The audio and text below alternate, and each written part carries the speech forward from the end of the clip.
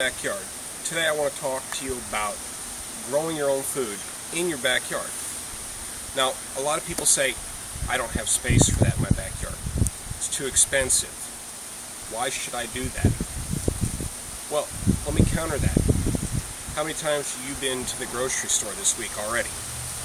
How much money have you spent on vegetables and meat?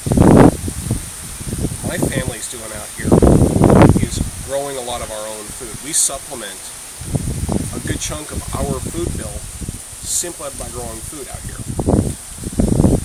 Take these planter boxes here. It took us about 2 weekends worth of work and about $200, $300 worth of materials to build these up. And out of here, we pulled approximately $400 to $500 worth of groceries. That's a mix of tomatoes, squash, peppers, even asparagus. This year we're expanding. We're going to start having our watermelons and some cabbage out here. Now, is that really that big a deal? Well, let me ask you that. Could you use an extra $300? I certainly could. We used simple methods to grow these. These are simply raised beds that are 4x8 and use a system called Every Square Inch, which you can find about on any Google search. However, we used a book from the Stories Publishers called Backyard Homestead. I recommend anybody who's interested in doing this pick up a copy of it if it's just for your library. Now, this is all great, but my ancestors didn't claw their way up the food chain for eating rabbit food. And speaking of rabbits, let me take you over to where we grow our meat. Right this way, we've got a standard cage that we use to grow our rabbits here. In this cage we can have 3 rabbits, 2 females and 1 male. Doesn't seem like a lot to you, right? Let me put it this way. The average female rabbit or doe will have 8 litters a year, sometimes up to 10. And each litter size averages from 8 to 12. So that's 8 times an average of 10 per litter. That's 80 rabbits. These rabbits will, when they're dressed out, average a total of 4 pounds apiece. So that's 320 pounds from 2 rabbits. We add another female, that's 640 pounds of meat. That takes a huge chunk of our meat bill out of the equation every month. What's great about rabbits is, as you can see in our cage over here, they can be kept in a very small area. Again, it's 4x8.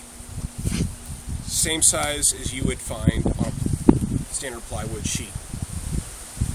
You've got a worm bed underneath, which is environmentally friendly. Rabbit pellets, bunny berries as we call them here, are one of the best fertilizers you can find. You can immediately use them in your garden, growing more vegetables.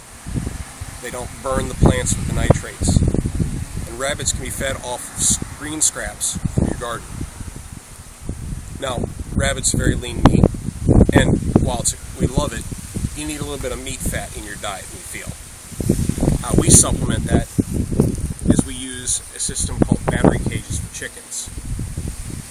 We have a simple battery cage here that can hold 4 chickens, and what this essentially is an egg machine. You put your chickens in here. Put chickens in here, feed in, put water in, they lay their eggs. Eggs roll forward. You never handle your chickens after you put them in. They don't get sick from being handled.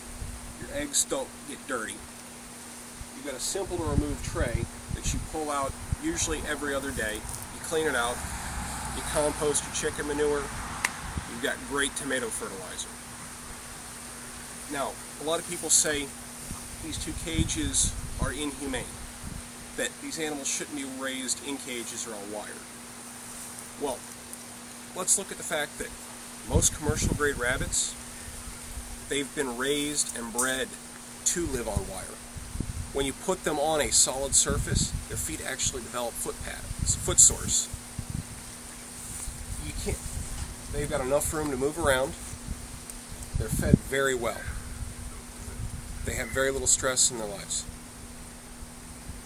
Personally, I don't mistreat my animals. I don't know about other farmers, but I've never had an issue with them. My kids actually love having the rabbits around. It's great for them. What does this all really mean, though? I look around, I've got maybe $2,000 invested in here, and we've already recouped about 90% of that in just our food bill in 1 year. Is that a good enough return on investment for you? It is for me when banks are offering merely 1%. I'm going to be making another 80% next year. That's profit in my pocket. Is this something you want to do? So let me know. I hope you have a great day.